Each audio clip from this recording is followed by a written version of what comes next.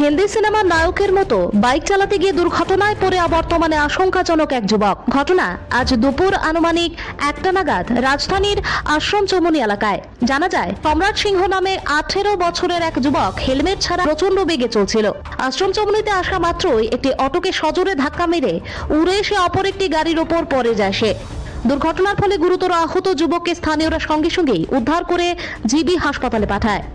দ্রুতগতিতে এসেছিল বাইকটা, আর একটা অটোর সাথে বাড়ি লাগিয়ে এই গাড়িটা আমাদের লাগিয়ে দিয়েছে একদম পায়ে বাড়ি দিয়েছে সামনে।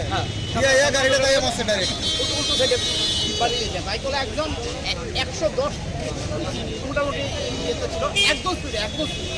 আমি গাড়ি সার্ভিসিং দিয়েছি শোরুম থেকে। আমি আমার গভর্নমেন্ট আইতেছি, একটা অটো আইতেছে, আমি দূর যাচ্ছি, বাইকটা স্পিড আইতেছে, অটোটা পিছে বাইকটা বাড়ি খেয়ে উইরা আমার গাড়ি তোলায় বসে, একদম উইরা বসার তোলে। আমি লোক দেখা স্টপ, সবাই দেখছে, জনগণ দেখছে, তারা কইছে যে তোমরা কোনো দুষ্ট নেই, তুমি সাইডে থাকো। বাইকটা স্পিড ছিল অনেক অনেক, ট্রাফিক নিজে খুব পিছিয়ে, আমার ক্রস করেছে, হেলমেট কিচ্ছু নাই, অতিরিক্ত স্পিডে আইছে। লোকাল জনসাধারণও কইছে যে তুমি সাইডে থাকো, তোমার কোনো প্রবলেম হইতো না, আমরা সবাই সাক্ষী দিই।